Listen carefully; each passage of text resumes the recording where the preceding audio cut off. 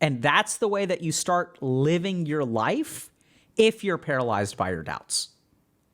Hi, my Discord name is Ana Karenina, but you can call me Karen. Okay, Karen. Um, I'm from Mexico. I'm an illustrator, Okay. and and just to I don't know if that's enough introduction. Sure. Welcome, Okay, Karen. thank you. Um, now about the question, Sure. I about how I feel about my life. Well, I'm actually very happy with my work life. I do what I love, and I'm financially stable. The problem is my personal life. I have a lot to learn and improve. I'm currently very dependent emotionally and seriously considering to ask for a clinician to diagnose me. But I'm also very dramatic when I'm feeling anxious. So I don't know how much of it is my anxiety talking or reality, which is why I tend to mix up both quite often. Um, I'm scared of being alone in the future because of this. Okay. My friend circle is actually small, and I worry that I might push my loved ones away if they get tired of me. I edited that last part because then I realized that it was also my anxiety, worrying about the future because I know. I mean, my friend circle is um is is form of people that I trust very much, and I know. I mean, they've been helping me a lot, and that's why I'm happy with my work life because my sister and my friend they really support me. But I feel like I just started trying to change and being a better person just because I depend too much on them, and I just like base my opinions on what they say, and it's like I'm always looking for someone to depend on. Defend what? I mean, sorry, to depend Oh, on. okay, I see. Okay. So when Yeah. you say you're emotionally dependent, can you help me understand what you mean by that?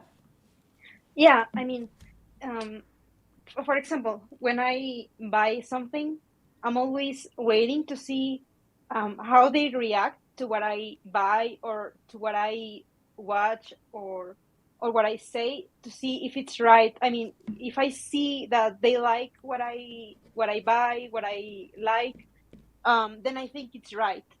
Okay. And So yeah, and I never question it. I see. And what do you think about that? Well, I think that it's a problem because I mean, they've been actually trying to help me with that, doing things like just asking me to say my opinion before them. But I see that I'm always like anxious, waiting. Like it's very tiring because I'm always like trying to guess it. If I don't know what they think, I'm trying to guess, Yep. and I can never be relaxed. I'm always worrying about other people, what other people think, and it's very frustrating. I can imagine. It sounds like you want to be able to be comfortable in your own skin and be able to make your own choices and be confident in something because you like it. Yeah, exactly. Yeah. Yeah, that sounds very tiring. I was about to ask, what's the problem with wanting other people's approval? But it sounds to, I mean, can you see other? I'll just ask anyway. What's the problem with wanting other people's approval? Because you think of it as a That. problem, right? It's just that it's Yeah. very Yeah. tiring. And okay, so Yeah. let's try to understand a couple of things. One is, I think if you haven't gotten clinically evaluated, that's a great first step. And at Okay. the same time, I think that sometimes we think that getting a clinical evaluation or getting therapy will fix all of our problems. But what I really find therapy is useful for is helping us fix our own problems. Does that make sense? Yeah. So I think it's a good idea for you to get evaluated if you're concerned about it. And this is the kind of thing where I think most human beings should probably at some point just get, evaluated, almost because we sort of do this with physical health, where we'll screen people or we'll have annual physicals, right? We just want to make sure that everything is working okay. The interesting thing is that even though mental health is a part of our health and well-being. It's not something that we like screen for or sort of check in about on a regular basis. So I think that's a good idea. Does that make sense? Yeah, totally. I mean, I think the reason why I hadn't considered it before is that I was worried that I might like get like if I get a bad psychologist that tries. I mean, I'm worried. I worry that I might try to depend on my psychologist. Yeah. So It's it's like, like my yeah. yeah. So that's kind of tricky, right? Because it's like here you are depending on your friends. But if you get someone who's really, really good at emotionally supporting you, it's almost like more addictive. And then you're going to depend on your psychologist because they're so good at emotionally supporting you. Yeah, exactly. So in a weird way, seeing a psychologist could actually make your problem worse. Yeah, precisely. Yeah.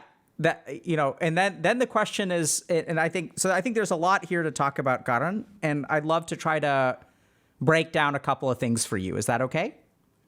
Yeah. Okay. So the first is, I'm so glad that you shared what your concerns are about seeing a mental health professional, because that sort of makes sense, right?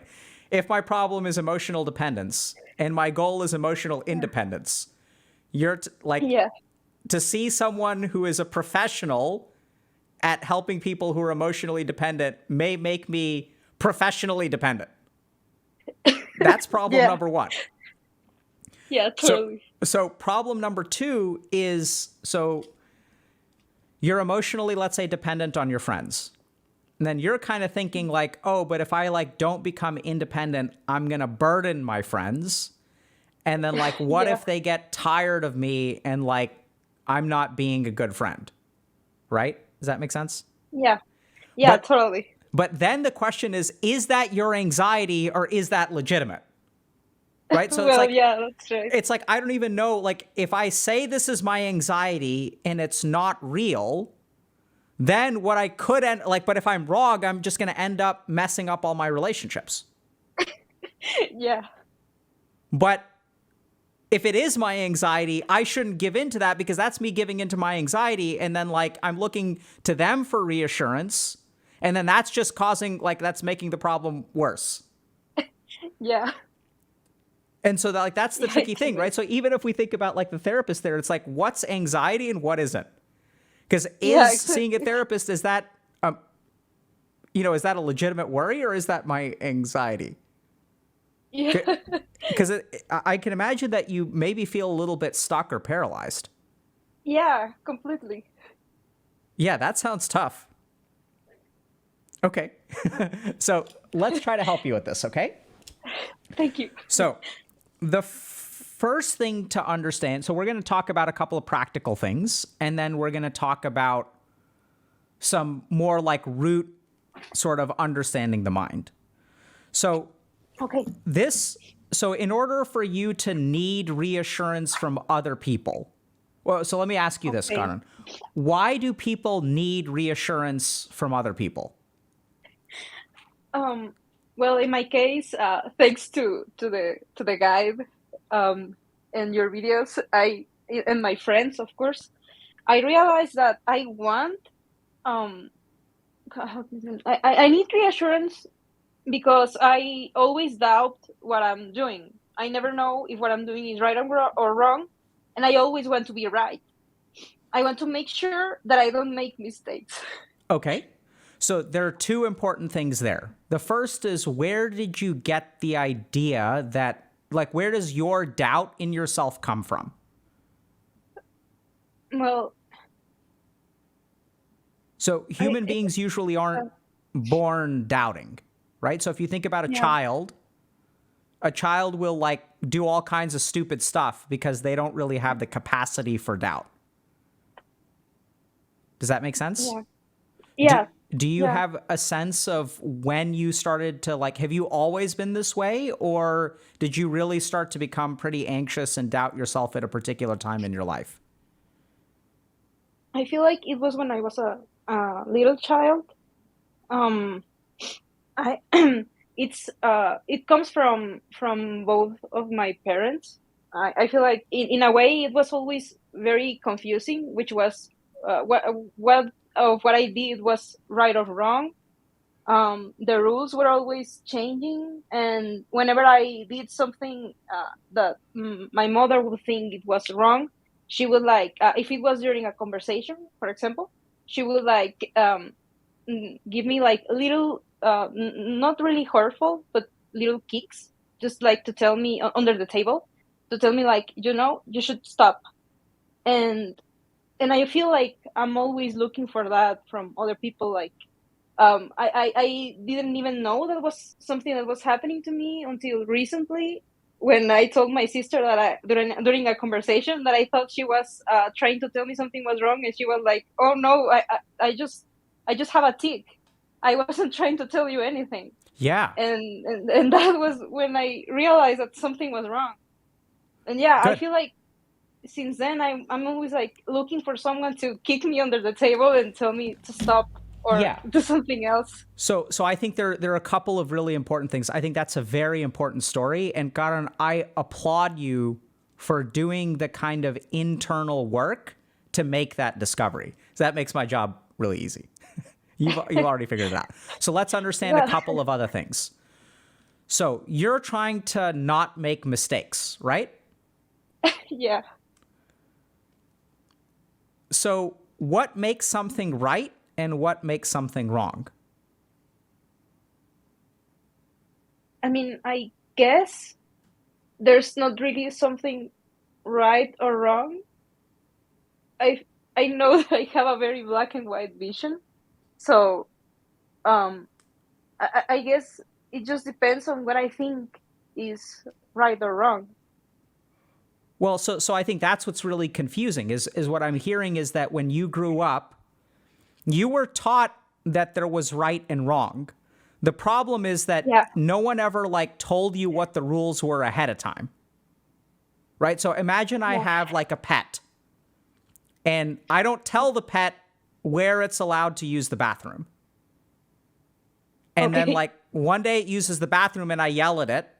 And then so the pet feels bad. And the next day it uses the bathroom somewhere else and like I don't yell at it. And it can never figure out the rules of the game.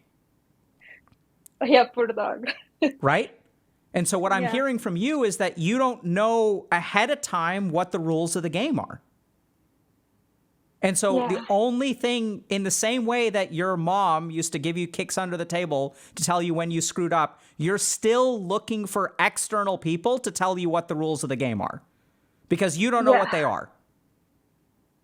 Like, Yeah, totally. right? And then when I ask you about it, like, what are the rules of the game? You're like, well, there aren't really rules for the game. And you're correct. And that's why it's so damn confusing. Yeah. Like if you buy a shirt and you're like, I don't know if this is a good shirt or a bad shirt, and you're waiting for your friend to say, oh, that's a great shirt. Because like there's no, is Yeah. it a good shirt or a bad shirt? Like, I don't know. You don't know. Like, I don't think you can, like, it's a shirt. Yeah. And so I think the reason it's so hard for you is because you're playing a game that can't be won. Right? You're looking for an objective right answer in a world that doesn't have objective right answers. And why are you doing that? It's actually because you were conditioned to do that. Like you tried to figure things out and you're sitting there and you're just talking. And then your mom is like kicking you under the table. Yeah. And so your brain learned at some point that like, okay, the one thing, and so then imagine what did you start doing with your mom? When she started kicking you under the table, you had no clue why. What do you end up doing? What's the one strategy that you can do that won't get you kicked? Stop. Or sometimes I was just like, I'm gonna be a rebel and do what I want, but I just ended up doing the opposite. Good. But still feeling bad, Yeah, because you want to do something, right? So that's really important. So the winning strategy is to do nothing.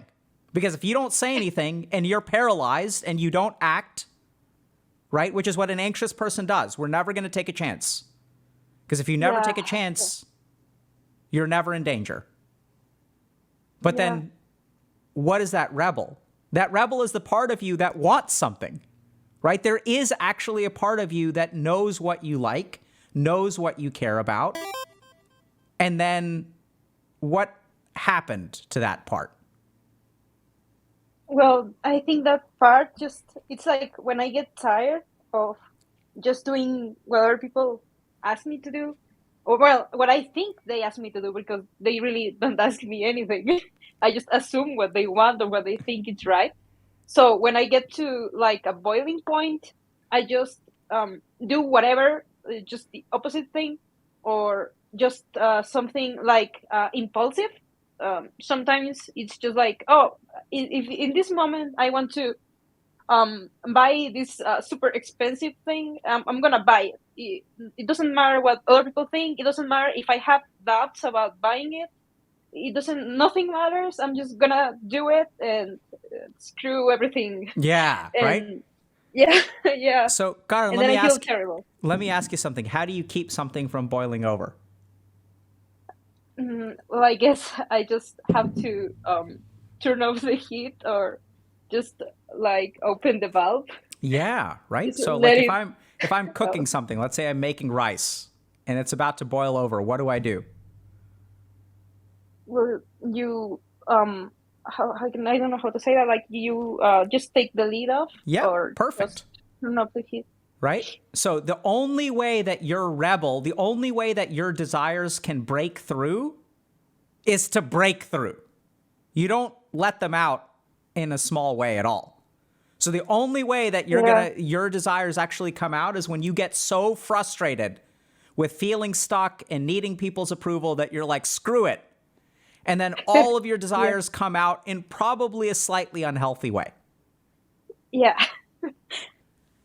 And so I think the thing here, and I think chat has sort of figured this out already, but I think this is the kind of thing where, like, first and foremost, I think you've got to let your rebel out a little bit because you actually do know what you want. Right? So Well, let I your, don't really know. I oh, don't yeah. really know sometimes. Oh, yeah, you know. You just doubt yourself. Oh well, yeah, yeah, that's right. Right? So it's Yeah, not, I was. Yeah. so this is something to understand. What you want, your mind knows. The question, the doubt is separate. Okay. Yeah. Right? Like, I want a slice of pizza. Should I eat a slice of pizza? The desire is still clear, though. Does that make sense? I want the Yeah. slice of pizza. Well, Is that's it right. Yeah. is it a good idea or a bad idea? Is it right or wrong to eat the slice of pizza? That's where your doubt really comes in, because once again, you're looking for an objective right or wrong. And it's like, Yeah. you can, like, is it, could you eat healthier things than pizza? Sure. But you're also like, Karan, you're doing pretty good. You've got a job that you like. You're working on yourself. It sounds like you're working really hard. It sounds like you're spending a lot of time studying yourself and learning about yourself. And I'm kind of feeling like you deserve a slice of pizza or you deserve a nice purse from time to time. What do you think? I feel like I should say yes, but But I feel like, what if I'm just doing it? Um, I think I'm starting to worry again about good. the So outcome. keep going. Keep Yeah. going. Yeah, I was judging what I wanted, if I deserved it or not. Oh, good. Yeah. So you're on the right track, right? So here's what I want you to do. So first of all, huge props for noticing that, but what if? Right? So can you finish the thought for us? Like, what were you thinking when I was telling Yeah. you, you deserve it, Karen, you're a good person. You deserve to be happy in life. And what does your mind say? Saying you're not good enough yet to get that slice of pizza. Right? So You're gonna let's, get it when you know when you're good. yeah. And what do you have to do to be good enough? How do we satisfy that part of your mind? It's never gonna be satisfied. You should be Yeah. teaching. It's so frustrating because I feel like I've been told this by my friends before, and I always let my mind win. I always let the doubt just get the better of me. And what do you think about that?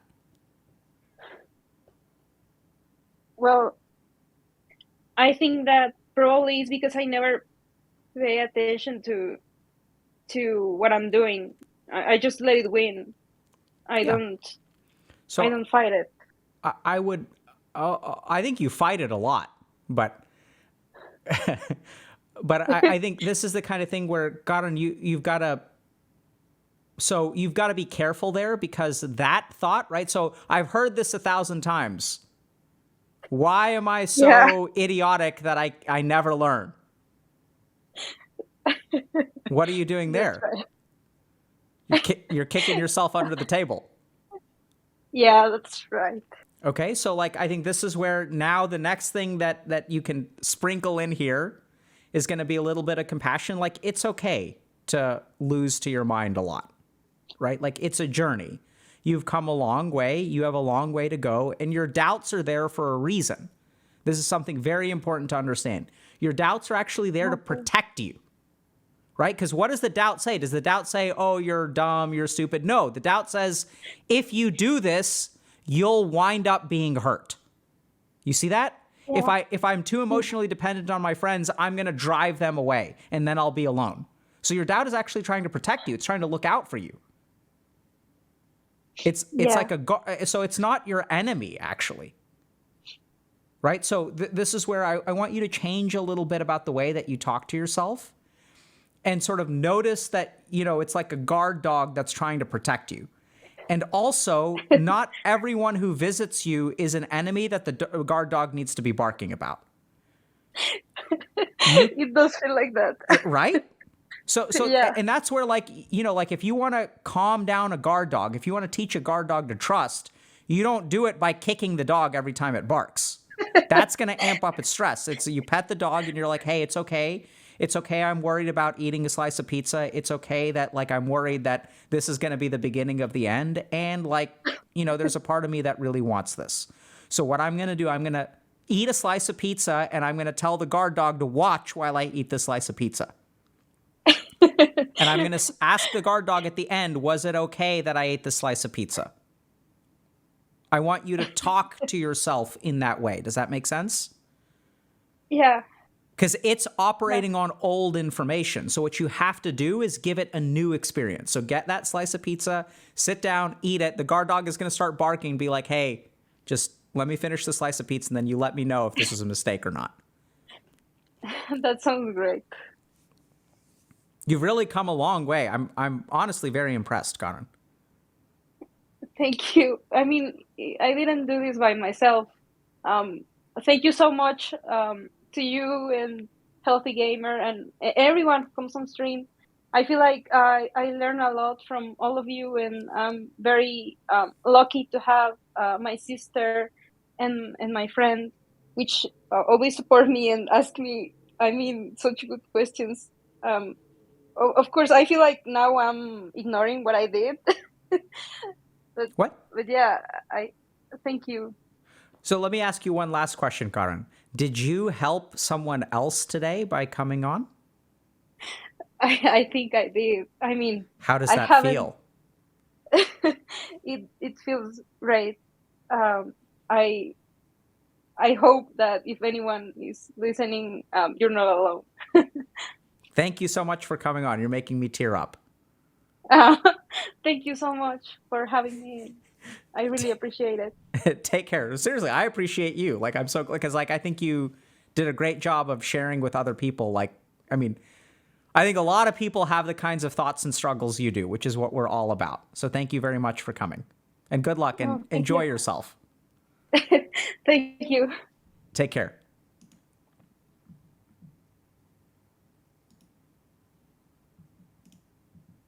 Okay. So let's just summarize real quick, okay? So anxiety is super tricky. So the problem with anxiety is sometimes we've got like social anxiety, right? And we're like, okay, if I'm emotionally dependent on my friends, like I need my friends for emotional support. And like, that's okay. Like, that's what friends are kind of there for. But then it's like, if you become too dependent on them, you're going to drive them away. And then the problem is like, well, wait a second, hold on. Is that my anxiety telling me that I'm going to drive them away? So that's not like actually false, and I'm not going to drive them away? But what if that is, so if it's my anxiety, I'm going to ignore it and I'm going to continue being emotionally dependent. But that could sabotage your relationship. And so then you have to like stop for a second and try to figure out, okay, wait, is that my anxiety? So like, should I become more emotionally independent, or is this my anxiety, or what? And even in terms of like, and so it's kind of tricky, right? Because you don't know, like, is giving in to your anxiety being emotionally dependent, or is giving into your anxiety not being emotionally independent? It's like, I don't know. Am I supposed to be like conquer my anxiety and be a better friend? Or am I supposed, it's just impossible to figure out. And so that's where there are like a couple things to keep in mind. The first is understand that your doubt, essentially requiring reassurance from other people, comes from a doubt in yourself. Right? So when you don't have faith in your own conclusions, your mind naturally goes to someone else. That's the only way it works. The tricky thing is if you're plagued with this cycle of doubt in yourself, chances are that cycle of doubt was instilled in you. And what we heard today was that there's essentially like a set of experiences where like our brain doesn't know what the rules are. Anytime a child grows up in a situation where the rules keep changing, they can't figure out what's right and wrong. And if you can't figure out what's right and wrong, you can't act with confidence, because are you doing the right thing or are you doing the wrong thing? If you know you're doing the right thing, then you can act with confidence. And so we sort of carry this thing with us, and it's trying to protect us. And what it does is it keeps us from acting. It paralyzes us. Why does it paralyze us? Because if we do something, what if it's a mistake? Best thing to do is nothing, because inaction is safety. And then we start to feel very paralyzed and stuck in our life. So if you want to get through this, Godwin illustrated this beautifully. You know, first thing is you've got to understand, where did your doubt in yourself, where was that born? And recognize that that doubt becomes actually like a guard dog that's trying to protect you. At the same time, just because a dog grew up in a really dangerous neighborhood and barks at everything that goes by, the dog learned the right lessons for that situation. But as we grow up, as we change neighborhoods, as our life evolves and grows, the rules of the past don't necessarily translate to the present. And so then what we've got to do is be very careful on a moment-to-moment basis of paying attention to that dog and learning how to kind of calm it down, right? It's not beating it up, because eventually what happens is sometimes we even cage the dog and we keep it far, far away. And then we sort of have this explosion and we act very rashly because we're so tired, we're so fed up of being inactive and being unable to move. We get so frustrated with ourselves for feeling stuck that we get this burst of like uncontrolled motivation, and we make really rash decisions that cause us problems. And when they cause problems, by the way, what does the dog say? The dog says, I told you so. You shouldn't have acted at all. I tried to keep you from making this mistake. The solution is don't act, don't act, don't act. I told you so, I told you so, I told you so. And then it tells you again and again and again, you stay stuck, you stay stuck, you stay stuck. It builds up, builds up, builds up, explosion, and then the cycle repeats itself. So notice that doubt. And the key thing here is that if you get an overflow of like emotion that leads to some kind of rash action, the key thing there is you've got to vent that out a little bit at a time. You've got to figure out, okay, like you actually know what you want, you just doubt that it's the right thing. And so the way to move forward is to acknowledge that there's a doubt and to take a tiny step forward. What can your doubt tolerate? What can the guard dog handle? You know, it can handle a little bit. It's like watching very closely, but we could start with something simple. Like, okay, I'm going to eat this slice of pizza. Let's see how I feel about myself. Ask the guard dog. Talk to yourself, because it's actually looking out for you. It's not your enemy. It's a survival mechanism. And as you start to take these little steps, as you look at the root of where you started to doubt yourself, as you start to look at the way that your mind works, hopefully you can start to take steps forward. You can start to rehabilitate the dog. Rehabilitate that part of your mind that's terrified that you're going to make a mistake. Because at the end of the day, whether you have a slice of pizza today or not, like unless you're like lactose intolerant or, you know, gluten intolerant or something like that, you can have a slice of pizza. Like, it's not going to be the end of the world. And that's the way that you start living your life if you're paralyzed by your doubts.